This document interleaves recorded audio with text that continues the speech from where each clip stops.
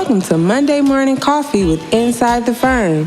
Each week, our hosts will be interviewing local, regional, and national business leaders to give you an inside peek into how they lead their business to success in the ever-competitive business climate. Welcome to another episode of Inside the Firm. I'm your host, Alex Gore, today. I'm here with Paul Tang. He is the founder principal of First Design. Prior to establishing his current practice, he was a former partner at multiple different firms. He was also formerly the Asian Pacific Specialist with a focus on China for SOM. He has taught at USC School of Architecture for over 19 years, and he was the former and founding academic director for USC's America Academy in China. Paul, welcome inside the firm. Thank you, Alex. How's it going out there? You're probably still out in California? Yes. It's actually kind of nice to be back on the U.S. side after spending about 5 years in Shanghai. Okay, so let's rewind the clock. You got your bachelor's from USC, and then you went and got your master's at Harvard. Right. What was the journey then from going back from Boston? Because then a couple years later, it seems that you taught at USC. So what was the transition of getting out of your master's degree, and what was that whole finding your first job like? So I came out in 1991, right? And the economy at that time in the US was it's not happening. I remember having offers from Morphosis, from Frank Gehry, and I had an offer from Frank Israel. And by the time I drove from Boston to LA, took my time, about 2 weeks, and all those offers fizzled by the time I landed in LA. It was terrible. I ended up, not that it was my second choice, I ended up at Bart Meyer's office for a brief amount of time. And what happened was, unfortunately, he had to go through a massive layoff. And so I got so fed up, and without a care, right, back then, I didn't really care about many of the things that we now need to care about. I just decided to pick up, and I went to Singapore for a friend's wedding. While in Singapore, I met up with a colleague of mine who was working for Nikkei International in Singapore. And so they made a nice offer for me to stay in Singapore to see if I like it there. But my wife at the time really just did not like Singapore. But regardless, managed to do a design exercise for a project for a Chinese bank in Beijing. That's kind of the start of my exposure into the whole China thing. So that was back in 1992 or 93. Could we explore that time a little bit more? And I have a question for you. Sure. History rhymes. In 2008, I had a similar experience. It wasn't as quick as yours. I went to work out for Daniel Liebskin. Right. You graduate in May, and then the financial crisis hit in September, and then lasted until around February. So it was a short stint there with that 2008 recession. Are you concerned with the Fed, with projects coming in? Because here's why. Some people, it's a possibility, I don't know how likely it is, maybe you can answer that offers might go up, or people might not get as many job offers, or they might get rescinded depending on how things are going. Now, things in the Fed and the economy looked all right, but that doesn't, you're older than me. It doesn't, that doesn't mean anything. Things can happen on a dime. What is your current take on the economic situation? Well, I think the biggest challenge for anybody, given the interest rate hike, it's really the availability of the resource in terms of money, right? Let's understand the bigger economy of development, majority of the developers do not use their own cash to do developments, right? They need to borrow from the bank. And so the biggest hurdle right now, in my opinion, are those entities that require that kind of funding to proceed with any kind of development projects. So until such time that our interest rate becomes more friendlier, I think we're going to have a hard time seeing forward. And this is, interesting enough, this is not something I learned through the 91 economic downturn, nor was it through 2008. I've been fairly lucky. The early 90s, I ended up teaching. And in 2008, because I was teaching, I was sent to China, and I caught that timing perfectly while I was out in China. And so I kind of dodged both of those major economic problems that we experience here. But coming back, looking at what's happening today here, it's interesting. My office right now are quite busy with a lot of pre-designed work, fundamentally site analysis, conceptual analysis, program development, and they're all for clients who actually owns the property. And the way they're looking at it is that they're looking ahead to say, okay, right now our entitlement process takes a lot longer. And what's the cost of an architect relative to the entire development costs? Right? And they own the property, right? I'll just give you an example. Of the multiple clients that we're currently dealing with, on the multiple properties we're doing the analysis, they're all owned by the clients. The newest property is purchased about 7 years ago. So what's happening is that these developers have these property that they own and just sitting there, and now they're looking at the fact that maybe they want to do something with them. But they understand to start construction today will be difficult because you're not going to have the money, right? The availability of the bank loans, the construction loans.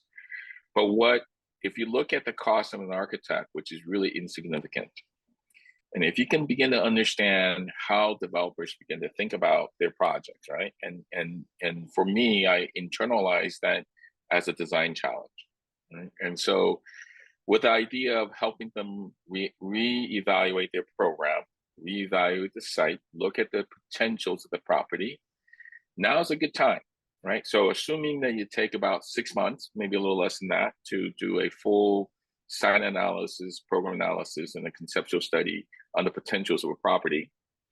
Once that's committed, in many of these instances, you're gonna have to go back with the jurisdiction and negotiate with them, right? Because these are projects of much larger, substantial size, right? They're not a custom home.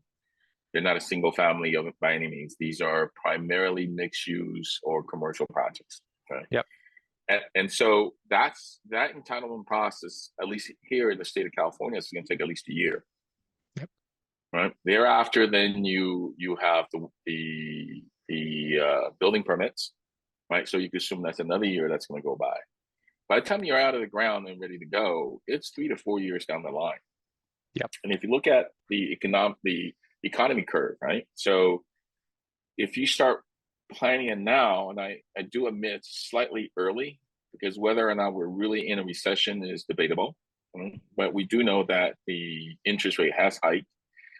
And so the question here is that it's a very small gamble when you consider the fact that ultimately that these developers will develop these empty lots that they own, and what they're paying is a fraction of the cost just to understand what the potentials are, and you put that investment now so that if you think it's viable, the product will actually then come out right as the economy begins to pick back up, right? Which in general in the United States prior to 2008 had always been about an 8 to 10 year cycle, right? So the idea is that you want to start catching it right as the economy begins to pick up. Yep. Right. So like the 2008, I remember having a trip back here in 2013. I left in 2010, And when I came home in 2013, there was a lot of activity started to happen. Right. And at that moment, there was a moment that I was thinking that maybe I should come back to LA then. But the attraction of being in China at the time was very high. Yeah. So I think you're right. And I also think because of the development time with the city process or county, whoever has the jurisdiction there, that the worst is almost behind, because the worst timing, obviously we don't know the future, was if you started building when inflation prices were the high and you ended up selling in this kind of low dead period. That already kind of happened. So those projects are already done and through. So I do think that they probably should be looking, that long term and be able to hit it. One question though, in case that doesn't happen for architecture students graduating, one strategy that you kind of took, and some people take, but I don't know if people take enough advantage of it. Do you think that it might be a good strategy to go abroad, either to Asia or the Middle East, or are those economies or central banks too tied with the US that everyone is flowing on a similar economic ship these days? I actually think that just to go somewhere different is always going to be a benefit, right? I have to tell you, prior to me establishing Verse Design, which means prior to me leaving the United States in 2010. Although prior to that, I always engaged in projects overseas, predominantly in Asia and China. My operation was still, predominantly a custom home renovation, right? A very small practice. And we taught ourselves as being design-based, right? And we're all design-based practices. The difference was when I went out to China, right? And I was actually sent out there to establish the American Academy in China. But what I found was the entire notion of practice is completely different. And it becomes even more obvious to me once I return and reestablish the office here, is if you start comparing like just what we do on a daily basis, I would tell you that almost 70% of my time while I was overseas, I was with a pencil and drawing, right? And whatever that design process is for individuals, because I know a lot of the younger generation, they no longer on a pencil on a paper, right? They can start right out digitally on a software, which is fine. But just for context, what time frame was it? And was it just you, or was it the older guys and the younger guys too, also on pencils? So I'm old school that way, right? When I graduated in 91, computer was just at its infancy. I was fascinated with it. We're constantly trying to explore, like what can the computer, the digital instruments help us change our profession, right? And I think that verdict's still out there. It's just for me, the way to engage a project is still very much manual, right? Analog. It's by a sketch model or by a drawing in my sketchbook, or maybe just layers and layers of trace papers, right? And you build the idea up. And I had noticed just by more recent teaching that students don't necessarily do that anymore, right? They take a completely different process, just from the perspective that in the old days, we used to be very plan dominant, right? So we're looking at a plan and we're coming up with the ideas and seeing it in our head about the three-dimensional possibility that exists. But the way that's documented or recorded for us to understand what that might be is predominantly in the plan. And when we can't get past that is when we do a quick study model, right? Mm-hmm.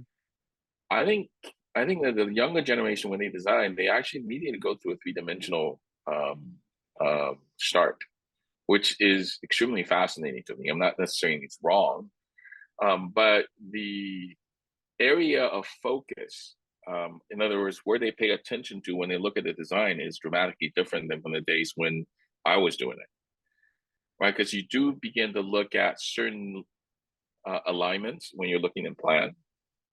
And those alignments in realities, when you're in the space, may not matter. And so there's a little bit of both, right? And then you see plans generated that was designed from a three-dimensional model, and you're looking at it and you say, oh my God, if you just align that by just maybe 4 inches, that would align. But they don't, because that's not what they're looking at. They're not looking at a two-dimensional plan.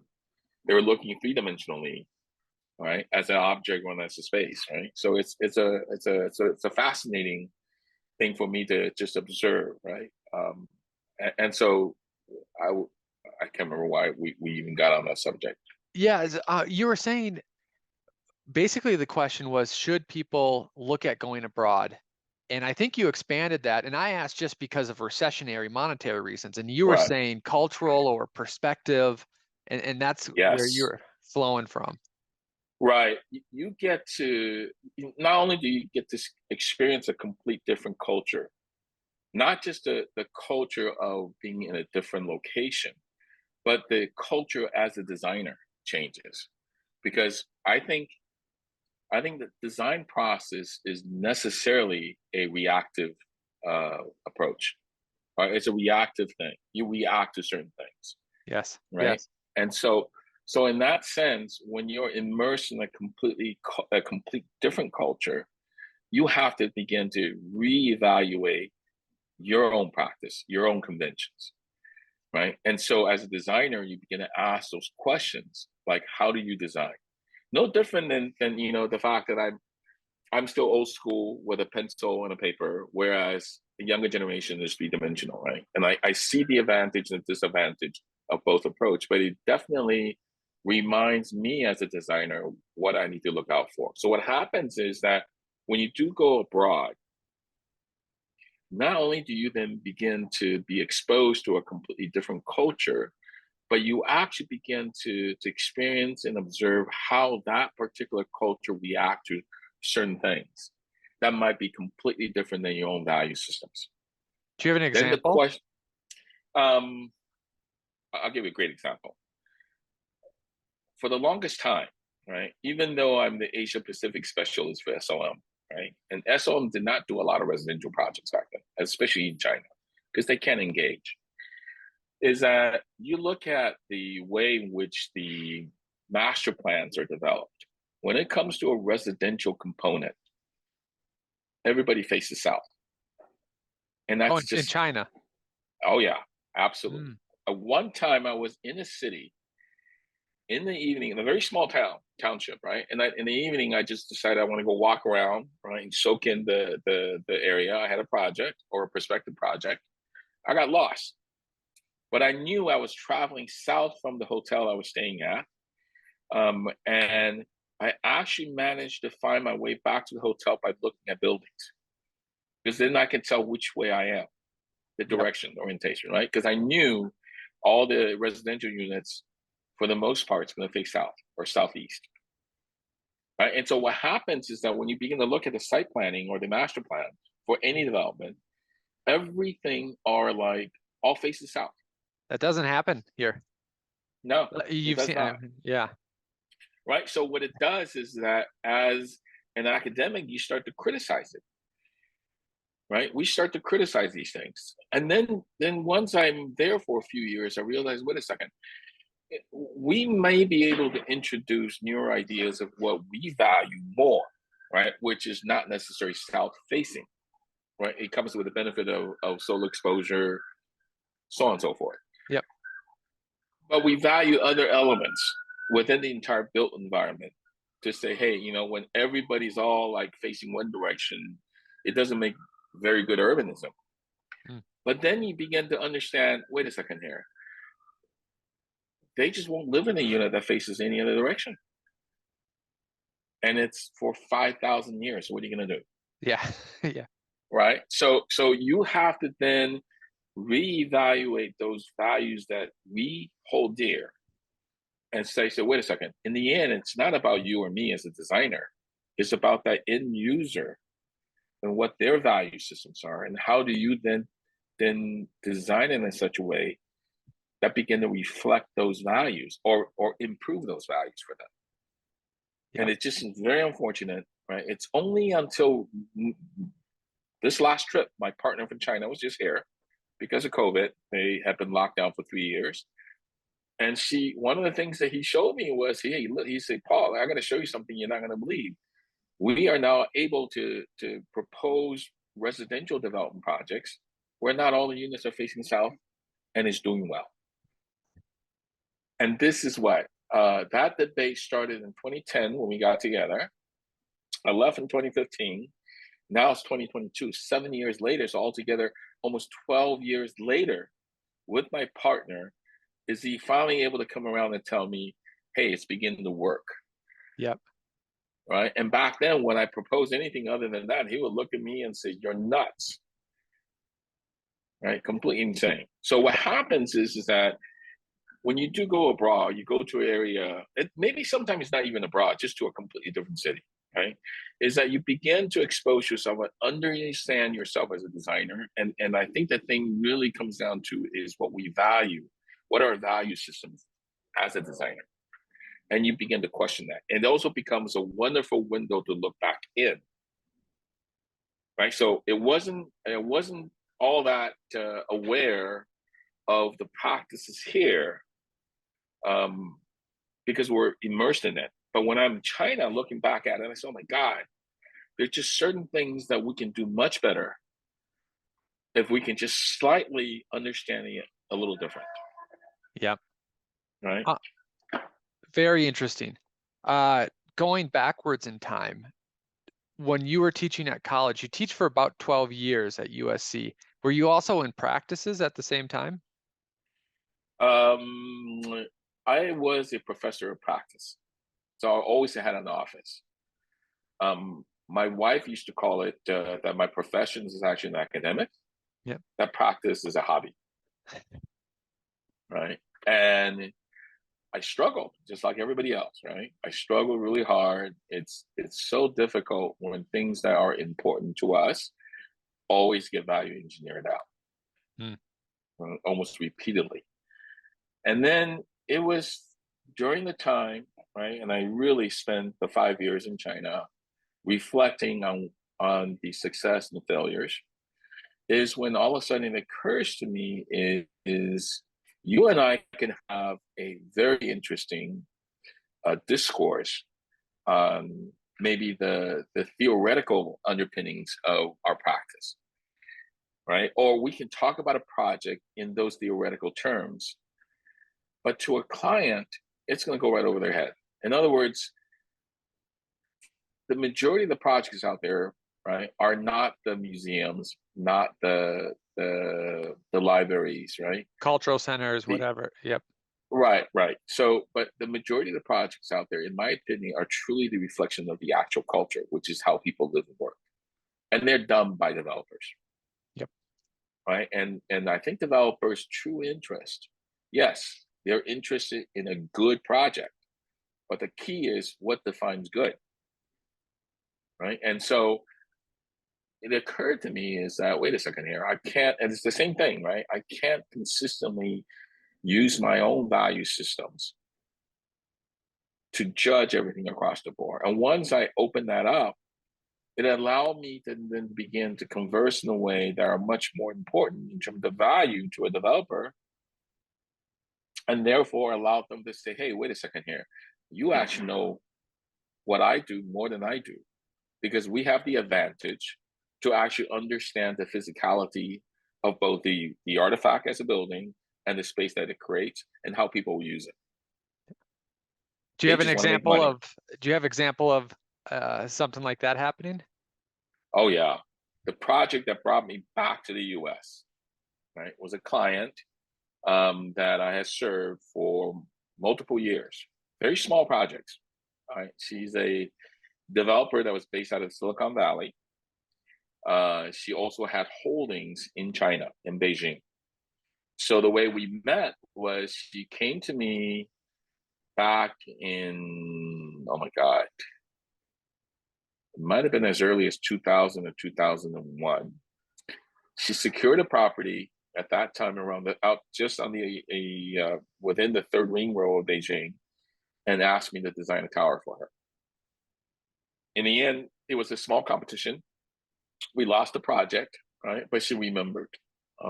And so she flew out to Shanghai to visit me to see my practice. We stayed in touch. I'd done some very small single family residential renovations in one house for her in the Bay Area before I left for Shanghai. She came to me and she says, listen, I'm ready to take my development company in the US and take that next leap of faith and wanted to do a much larger development. Right? And she was looking at what I've done in China and says, I think you might be the right architect I'm looking for. And I think the way she was thinking about it is really in terms of as a designer. So what she did was she created this invitational only competition. And it was myself, HOK, RTKL, and I believe Gensler was in it. Right. So it was all these kind of Big corporate guys. players. Yeah. Yeah. The competition fee was like $40,000. But the requirement was like you need to do a fly through. The requirement was so high. I remember thinking to myself, I established a 10-year plan to be in China, and I was only halfway there. And so, but because of my kids, I thought, the education, I believe, is still better here. And so I kind of went into it half-hearted. Reason being is I just didn't think the 40,000 was a sufficient amount of fun for me to take the beat these large corporates who may invest all the money they got, right? Or they have deep pockets, they could really go after this project. And then two things happened. One, I realized there was no fixed zoning. Without a fixed zoning, which means that all these design proposals, it's a beauty contest. By the time that really gets down to the project, you're gonna have to renegotiate the size, the height, everything with the city. Second thing was I could not afford to take additional cash out of my pocket to invest into this development. Although it's big. The project is just finished and it's 260,000 square feet of research and development office space in Silicon Valley. Right? Is it on your website? Is this one? It's the I think we call it STS. It's the one. It's called the 3075 3075 something. It is on my website, but it's not very much updated. I'm just looking if I can find it. It's the one that the big louvers. Okay, here we go. Yeah, but the interesting thing is not the design. Let's see. Here you go. Actually, you know what? There you go. That's it. 3075 Tech. Yep. That's the project. Okay. So the interesting thing was when I decided that there's no way I can win the beauty contest.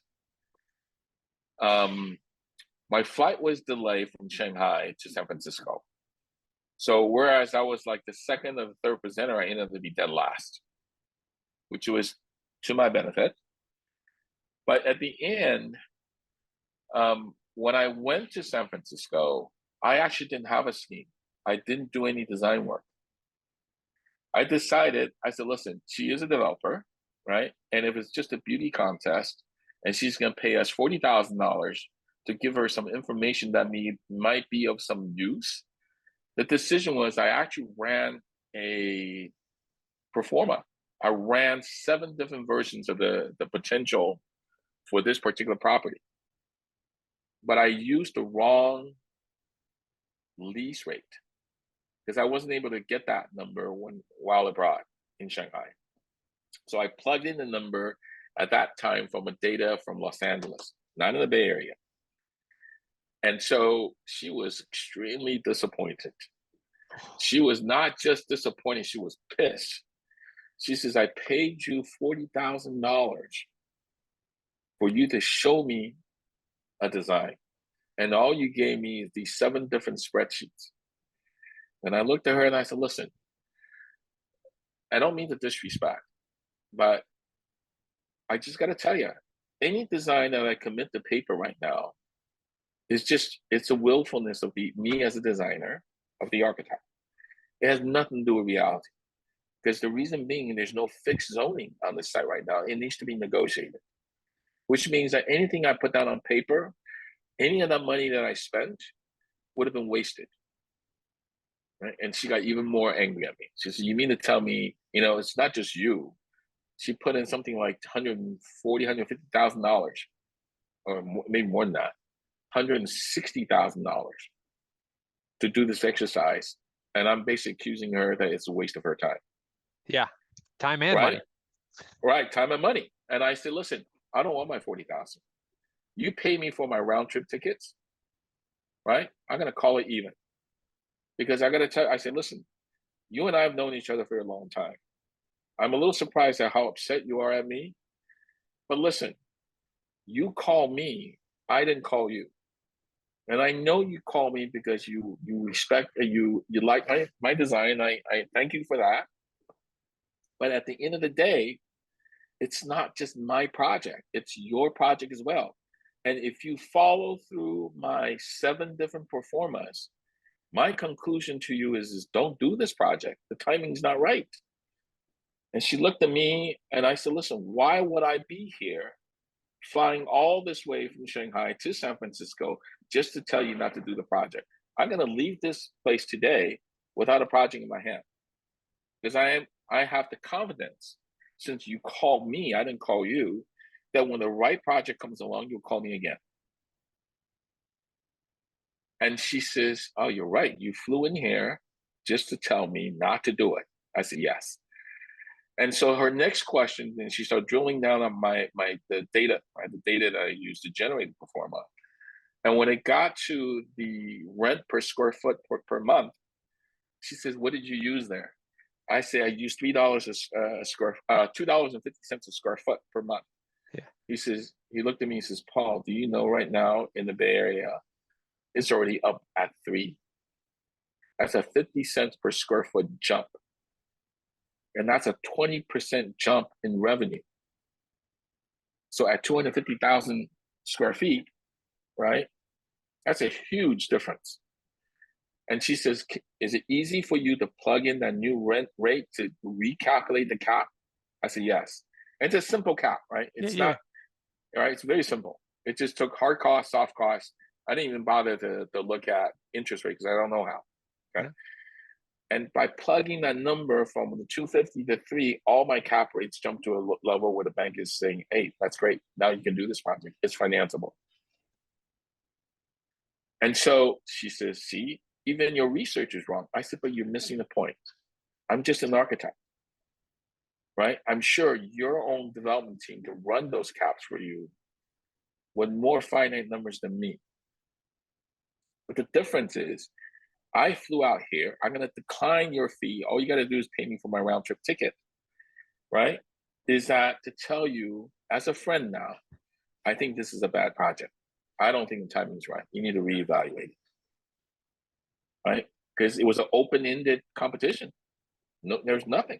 She just said, here's a property. We're in Silicon Valley. I'll go to it, right? And she had stuck in her head is just an office building. Right. Although at the end it was an office building, but in the beginning I even challenged. I said, listen, why can't this be a mixed use? Without really me having the ability to have a full analysis of the site and the surroundings. There may be other programs that can generate a better return. I don't know any of that. Yeah. How did she come back to choosing you then? On the spot. So she said, can you excuse us? Right, and asked me to go out to the waiting room again. So I went out to the waiting room. Yeah. And then about I waited for maybe 20 minutes. Wasn't that long. Right. I had a cup of coffee. I remember the coffee. She has a group of people that she's talking to? Yes, in the room. She came back out here. Oh, and then her assistant came out, invited me back in the room, sat me down and looked at me and says, let me ask you this. That's when she said, you mean to tell me by your recommendation, if I accept them, you're going to walk out of this door tonight without a project? I say, absolutely. She says, so you came here to tell me not to do it? I said, yes. And she says, now with the numbers being adjusted, what do you think? I says, it's doable. I screwed up, right? And since I screwed up, I don't expect you to award me the project, right? I took a gamble. It was a big mess up. I used the wrong data. It's not my strength, right? Yep. And she looked at me and says, just for that, it's rare to see how an architect can actually be more interested in my development rather than your design. And then the next That's question, such the smart conclusion. yeah. And then she says, how long would it take you to reestablish? I said, my God, at least 6 months. She said, I'll give you 6 months. I expect you to be up and running in 6 months. Project's yours. That's the project that brought me home in 2015. That is a crazy story. That is congratulations her, congratulations you, because it wasn't just you. Like, she had to be smart enough That's right. to realize all that. Right. And the thing was, she was the decision maker. There's no middle management there. Right? Because unfortunately, and this is something I learned when I was in China, right? Or working in Asia. Unless you can get yourself to talk to the actual decision maker, the CIA, the cover your ass, CYA comes into play. Middle management is going to take you to a lot more things into consideration, to include risk management. Yep. Right. And I could go on and on about risk management in the US. The fact of the matter is that, again, it comes down to recognizing what a value is.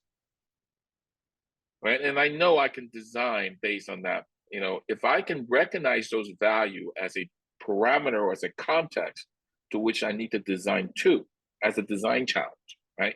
Not a limit.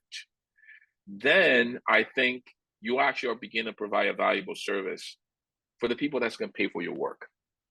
The rest then becomes easy, because I have to suspect that if you're well educated, we're all good designers to some extent, right? Yeah, there's a lot of good designers. Architecture school does great at teaching design. That's right. Honestly. The part that I would say, it's not that they're not great at teaching pro practice or business development, is that I think what happens is it comes down to critical thinking. So I don't make a distinction between, I hate it when someone says, oh, that's what you learn in school. Now let me teach you the real world. Right? I don't buy into that, because to me, it's the same sort of cerebral approach that you need to take to any kind of challenges. So it's just recognizing that design is a reflection about value, right? And how do you then design in such a way that you begin to maximize that value across the board? And I'm not saying that I'm designing with a calculator, right? But I am designing with that number in the back of my head. I got to tell you, I don't know how to calculate interest rates. Mm-hmm. Right? There are people that use that special calculator, or they're on the line, they can figure all that out. I still can't, and all that stuff. Yeah. Right.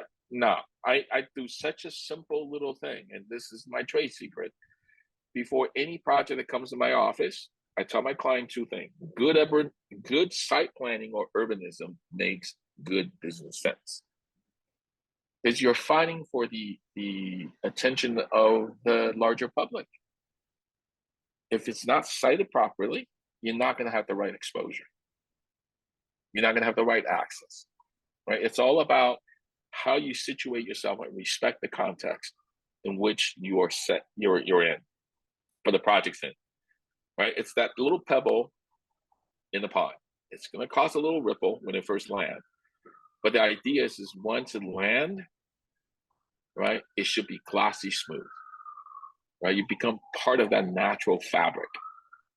And so that's what makes any project at the end for financial success, right? Never mind what we value, but for a developer, is that it needs to be recognized as a place. So if they can recognize as a place, that means that it fits. If it fits, isn't that good urbanism or good site planning? And so it makes good business sense. So that's where I start first. Next one, I tell them what I do is that I challenge their programs. right? A lot of time they're coming to me is, oh, I want to do 100 units in apartments. Every developer wants to max out the FAR. But then you look at them and says, do you have the money to do all that? Do you have enough resources in case you hit a low spot in the economy? And now you're going to have all that in your hand. It basically becomes toxic asset if you cannot offload it, right? Timing is everything. And so you say, hey, listen, I'm not telling you not to do what you want to do. What I'm advising you is that, hey, can you phase it, right? Is there a different way to look at this project so that it's completely different? So I actually take to heart Rem's Delirious New York, right? So it's not just about, it's a retail, it's a restaurant, whatever it is. It's actually all about that narrative programming, or program narrative, I'm sorry, I said it backwards, right? It's the possibility of putting different uses together to create these alternatives, right? The naked men eating oysters in a men's locker room with boxing gloves on, that classic little sketch. Yep. Right? It's that kind of scenarios that people will remember, that will identify the projects. And so you start looking at that in terms of the situation in which every project is situated in. So we go back and challenge our clients, right? Are you sure you just want to do, say, 100 units? Why not put a podium? Because you can bring on much higher value, right? On the podium, particularly if you're in an urban situation. Right? How do you bring that activity up into the units? Right? Every developer is going to want to say, I want my units to be efficient, which means they don't want the public areas to be too large. Right? Because all the money gets invested in the building in that public area and they can't rent it or they can't sell it. Yep. But then wait a second. Are you selling the condos, or are you renting the apartment, or are you actually selling a lifestyle or renting a lifestyle? So if the lifestyle in the urban situation for the younger generation, they're not going to sit in their room all day, right? So you create these kind of public spaces, right? So on one of our projects, I convinced the client, although this is still debatable, not to have any laundry machines in their unit. And then on the other side of it, you create a laundry room, but you celebrate the hell out of it. In other words, not a laundry room, it's a lounge. Yep. Right? You have to be there to watch your clothes dry. But if at the same time you can meet your neighbor and you celebrate that space, kind of like a lounge, or maybe even a bar or a coffee shop, then you actually make it so that they're celebrating that activity of being together where they're forced to be there. The other thing is swimming pools. Highly expensive. Why are you putting it in? Right? I understand if you could put in for exercise purposes a lap pool. But majority of the time you see these beautiful large swimming pools, and they're definitely an attraction when it comes to the realtors and the brokers who's going to lease it or sell it. But the idea really is, at the end of the day, the way it's being used is everybody sits all around it. Very few of them are ever in the water. So take that same amount of money, create smaller pockets with jacuzzis. They're a lot cheaper. They're a lot less expensive. You can create a lap pool for exercise purposes, but you shrink that down a little bit, and you create multiple, a little more, the spaces that has more privacy, so that these public spaces, when neighbors could get together over a glass of wine and a jacuzzi. And so that becomes more valuable. So it's this kind of, rethinking the programs, rethinking about the conventions, right? So from the get-go, I typically tell my clients, you're not going to like it when I'm going to tell you right now, but I'm going to encourage you to go at least like 35% in terms of efficiency. That means that 35% of public spaces versus over 65% of actual leasable or sellable, right? Majority developer has this 20-80 stuck in their head. They come to you and say, I want to make it efficient, 80%. But you don't create a community. You got these long, deadly corridors, right? Yep. And so by selling this other component, by making them realize you're not selling the units. And besides, I say, listen, who today live in a physical space They live in here, right? They just happen to sleep or work in the physical space that we design. Yep. You're So, holding up your iPad for the podcast listeners who can't see. oh, I'm I just, see. yeah. Yep. Yeah, it's the iPhone, right? Everybody has their Yep. smartphone. iPhone. Yep. So to me, your question earlier about, this whole digital divide, right? How has it impacted our practice? I think that we need to start addressing, right now, you and I are actually on this podcast and they may not see, but at least you and I are in the same virtual space. It is a space there, right? It's a space in which we are interacting. And I don't have an answer, but I'm constantly curious as how that then changes our way of understanding the physical space that we're in, right? Because in reality, between you and me, there is a space, but it's really not a physical space. Yep. Right. And how do you It's design about it? a foot and a half. You're a foot and a half away. And you're a foot and a half, right? So in total, maybe no more than 3 feet, right? Yeah. But conceptually, it could be as far as you're in Colorado, I'm in Los Angeles, right? It could be that distance as well. So to me, it's really using that as a challenge to re-examine our craft. Like, how do you understand that? How do you then create a space that begins to respond to that? And like I said, I don't have answers yet. To me, the part is really realizing that and ask the right question. So for me, I don't like in every one of our projects, we would try to bring on these kind of consultants that are dealing with low voltage, dealing with smart systems, because I would like to have them to have, as much as we do a physical master plan, I like them to do a virtual master plan. What are you offering to enhance that lifestyle, right? Within the development that you're working on. Yep. Because unfortunately today, majority of that is afterthought, right? The low voltage in and it's just in security, right? In our fire alarm systems, that's where it starts. And then we're struggling to try to get those conduits in. But if you had a master plan and you can actually wrap that entire thing into one system, why not? And so it's this kind of way of re-examining our role as an architect. And so, with that same thought, and maybe some other time, my thoughts about the current way in which students are educated is problematic. Right? For the longest time, the digital divide has been in form finding. Yep. Which is great. There's some fantastic forms that I see, but I think if we just anchor ourselves in that alone, what is it saying? Architects can just influence the form. I think the more importantly is that we actually dictate lifestyle. We dictate how the people will use our spaces by dictating how they live and work.